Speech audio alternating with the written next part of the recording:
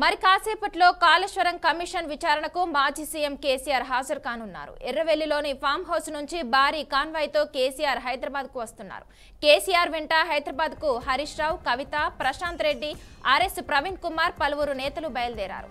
మాజీ CM KCR Kaleshwaram commission ముందు తొలిసారి విచారణను ఎదుర్కోబోతున్నారు.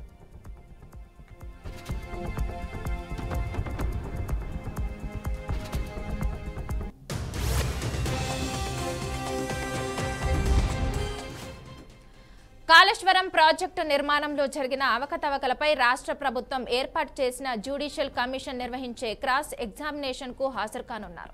కాళేశ్వరం ప్రాజెక్టు నిర్మాణం, ఆర్థిక వ్యవహారాలతో సంబంధం ఉన్న పలువురు ఇంజనీర్లు, ఉన్నతాధికారులు ఇప్పటికే పీసీ ఘోష్ కమిషన్ విచారణ చేసింది.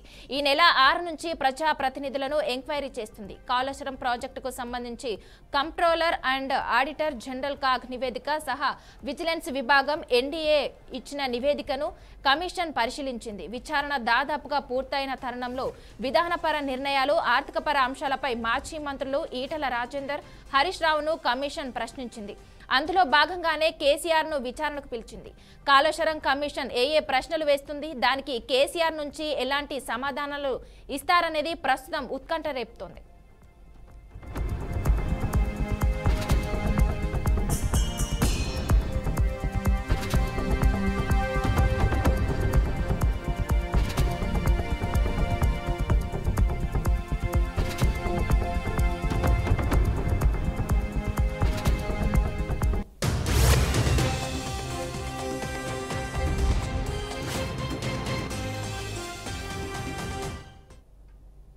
ముఖ్యమంత్రి కేసీఆర్ వద్ద 2 సార్లు పనిచేసిన హరీష్ రావు నీటి పారుదల శాఖతో పాటు కొన్నాళ్లు ఆర్థిక శాఖ బాధ్యతలు చూశారు.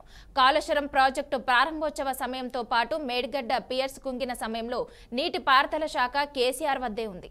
అప్పటి వరకు చేసిన విచారణ, అందులో వచ్చిన అంశాల ఆధారంగా కమిషన్ ప్రశ్నావళిని సిద్ధం చేసింది. కాళేశ్వరం ప్రాజెక్టుకు చెందిన ఆర్థికపరమైన అంశాలు, ఆనకట్టలోని లోపాలు, విధానపర నిర్ణయాలకు సంబంధించిన అంశాలపై కేసీఆర్ ను జస్టిస్ పీసీ ఘోష్ ప్రశ్నించనున్నారు. ప్రాణహిత, చేవేళ్ల నుంచి కాళేశ్వరం ప్రాజెక్టుగా రీ ఇంజనీరింగ్ మొదలు ఆనకట్టల నిర్మాణం, టెండర్ సంబంధిత అంశాలు, కాళేశ్వరం కార్పొరేషన్, బ్యారేజ్ల నిర్వహణపై కమిషన్ ప్రశ్నించే అవకాశం ఉంది.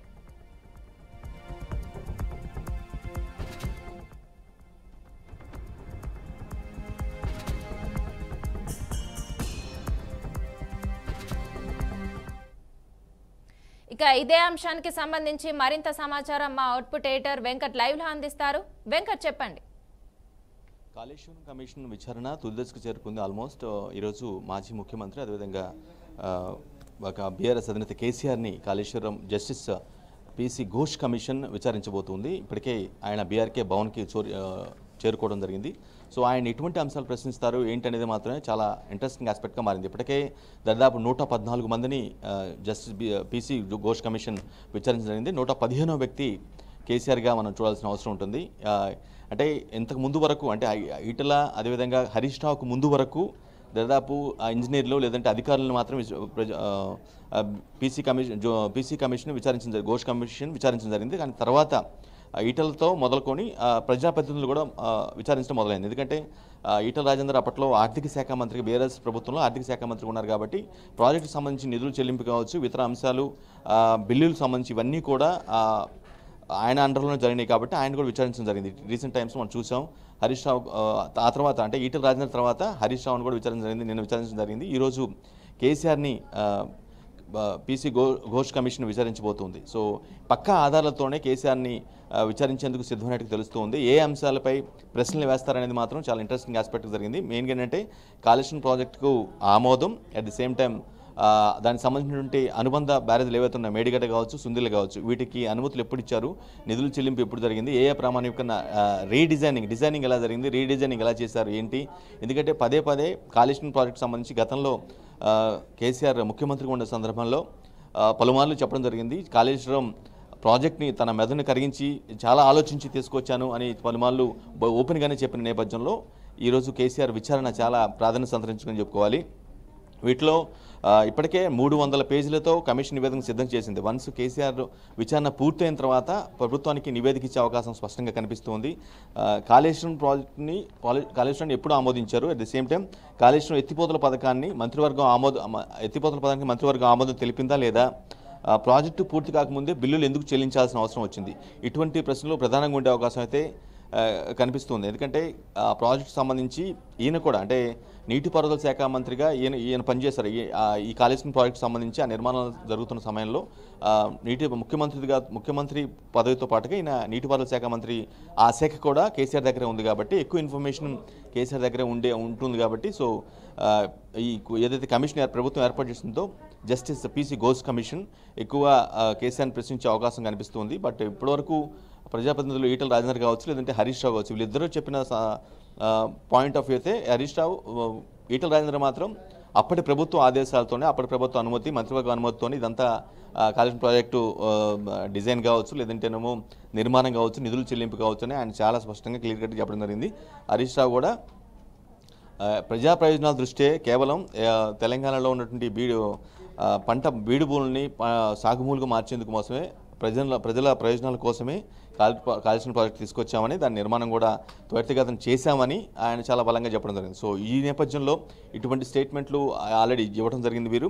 అదేవిధంగా ఇంతకుముందు 114 మందిని ఎవరైతే అంటే విచారణలో భాగంగా 114 మందిని విచారించడం జరిగింది. సో వాళ్ళ యొక్క స్టేట్మెంట్లు కావచ్చు, వాళ్ళ యొక్క నివేదికకు సంబంధించి వాళ్ళు ఏ పాయింట్స్ చెప్పారు ఇవన్నీ కూడా పక్కన పెట్టుకొని వాటికి సంబంధించి బేరీజు వేసుకొని కేసీఆర్ని ప్రశ్నలు అడిగే అవకాశం అయితే స్పష్టంగా కనిపిస్తుంది. మరోవైపు కేసీఆర్ విచారణ నేపథ్యంలో అటు బీఆర్ఎస్ శ్రేణులు పెద్ద ఎత్తున అక్కడికి చేరుకోవడం జరిగింది.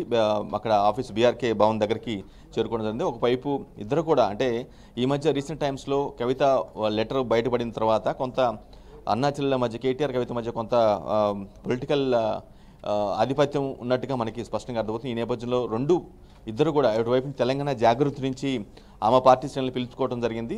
అట్ ది సేమ్ టైం ఇక్కడ కేటీఆర్ వర్కింగ్ ప్రెసిడెంట్ హోదాలో బీఆర్ఎస్ శ్రేణులని అక్కడికి రావాలని ఒక మాటలో చెప్పాలంటే ఇద్దరు కూడా పోటాపోటీ బల ప్రదర్శన చేసే అవకాశం అయితే అక్కడ కనిపిస్తుంది. ఎందుకంటే ఇద్దరు కూడా కేసీఆర్ని విపరీతంగా అభిమానిస్తూ ఉంటారు. బట్ ఏంటంటే కొంత ఏదైతే డిఫరెన్స్ ఈ మధ్య గ్యాప్ వచ్చిందో, కొంత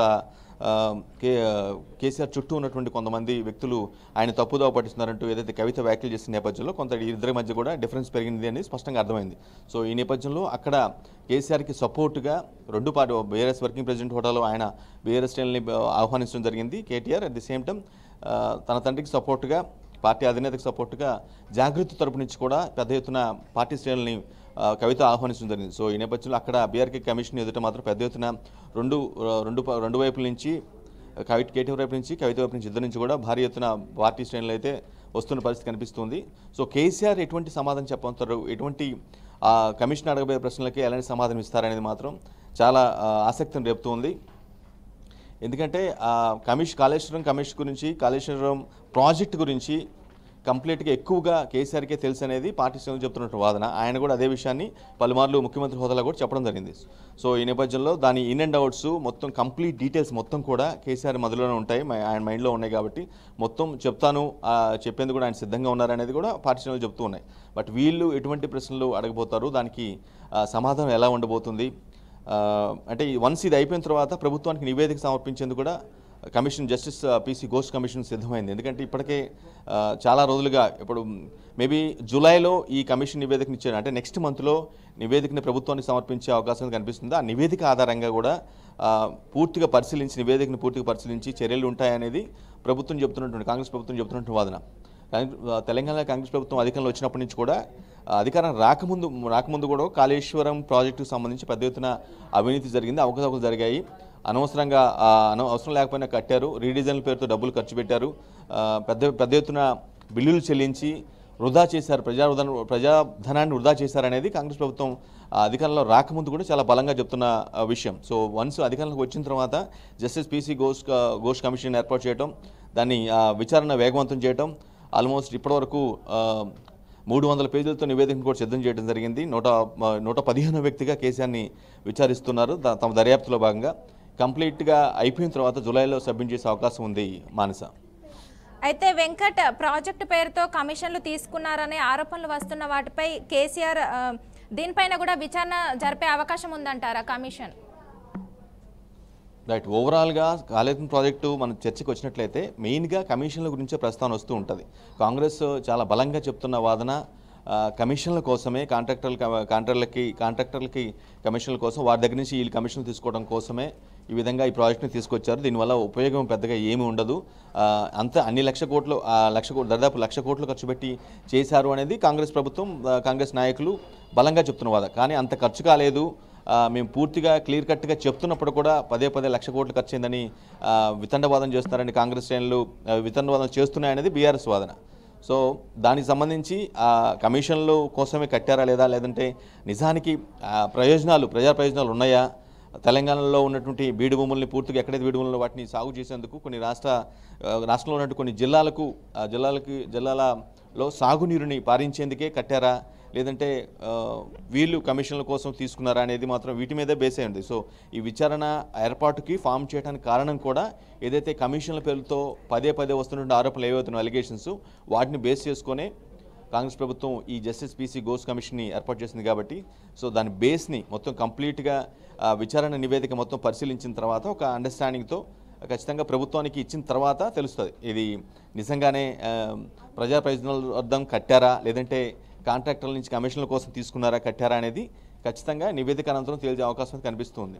ఎందుకంటే పారదర్శకంగా ఉండాలనే ఉద్దేశంతోనే జస్టిస్ పీసీ ఘోష్ కమిషన్ ఏర్పాటు చేయడం జరిగింది. వారు ఇచ్చే నివేదికను బట్టి ప్రభుత్వం చర్యలు తీసుకునే అవకాశం ఉంటుంది. సో ఓవరాల్గా ఇప్పటివరకైతే కాంగ్రెస్ ఇప్పటికీ అదే మాటకి స్టిక్ అయి ఉంది, కేవలం కమిషన్ల కోసం కట్టారు తప్పించి ఇందులో ఎటువంటి ప్రజా ప్రయోజనాలు లేవు అని చాలా బలంగా చెప్తుంది. బట్ బీఆర్ఎస్ వాదన మాత్రం కంప్లీట్గా భిన్నంగా ఉంది.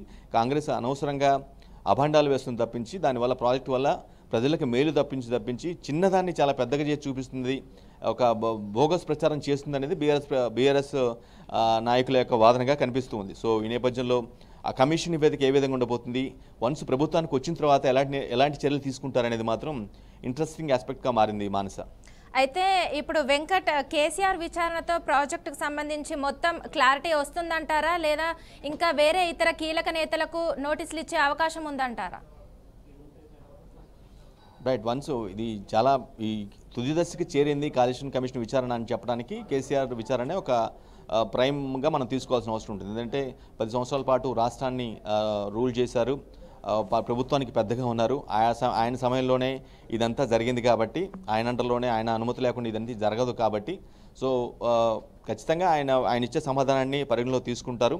ఆయన ఇచ్చిన రిపోర్ట్ని పొందుపరిచి ఆ నివేదికలో స్పష్టం చేసి ఖచ్చితంగా ప్రభుత్వానికి ఇస్తారు కాబట్టి దాన్ని పట్టుకొని, అంటే దీంతోనే ఖచ్చితంగా అయిపోద్దని చెప్పలేము. బట్ ఇది ఈ కేసీఆర్ విచారణ మాత్రం ఒక పెద్ద స్టెప్గా భావించాల్సిన అవసరం ఉంటుంది. మనం ఈ విచారణకు సంబంధించి మొత్తం కూడా ఏదైతే కమిషన్ ప్రభుత్వం ఏర్పాటు చేసిందో, ఈ కమిషన్ చేసిన దర్యాప్తులో ఇది ఒక పెద్ద స్టెప్గా భావించాల్సిన అవసరం ఉంటుంది. ఇదే బిగ్ పిన్గా అంటూ ఉంటారు, మనం బిగ్ కింగ్ పిన్ అంటారు కదా, అట్లా దీన్ని కంపేర్ చేయాల్సిన అవసరం ఉంటుంది. ఎందుకంటే ఎవరి అండర్లో అయితే ఈ ప్రాజెక్ట్ నిర్మాణం జరిగింది, ఎవరు ఆదేశాలతో నిధులు చెల్లింపులు జరిగింది, బిల్లులు చెల్లింపు జరిగింది, కాంట్రాక్టర్లకి అంటే లేదంటే ప్రాజెక్టు రీడిజైన్ కావచ్చు, లేదంటేనో ఏదైతే వీళ్ళు ఆరోపిస్తున్నారో మేడిగడ్డ సుందిల్ల ప్రాజెక్ట్స్ బ్యారేజీల నిర్మాణంలో అవకతవకలు జరిగాయి, నాసిరకం పనులు చేశారని ఏదైతే చెప్తూ ఉన్నారో కాంగ్రెస్ ప్రభుత్వం బలంగా చెప్తూ ఉందో, సో వాటికి సంబంధించిన వివరాలు మొత్తం కూడా క్లియర్ కట్గా అడిగితే, అంటే కమిషన్ ఏదైతే అడుగుతుందో దానికి సమాధానం చెప్పే అవకాశం ఉంటుంది. ఎందుకంటే పూర్తి స్థాయిలో ఆ ప్రాజెక్టుకి సంబంధించి కేసీఆర్కి పూర్తి అవగాహన ఉంది కాబట్టి ప్రతి అంశాన్ని కూడా చెప్పే అవకాశం స్పష్టంగా ఉంది. బట్ ఆఫ్ కోర్స్ అది గతంలో వాళ్ళ విచారణలో ఇప్పటివరకు చేసినటువంటి రిపోర్టు ఏ విధంగా ఉందనేది ఒక పక్కన పెట్టినట్లయితే, ఈయన చెప్పబోయే అంశాలు మాత్రం చాలా దీనికి సంబంధించి విచారణ కమిషన్కి సంబంధించి చాలా ఇంపార్టెంట్గా మారే అవకాశం అయితే స్పష్టంగా కనిపిస్తుంది Manasa. Okay, thank you Venkat.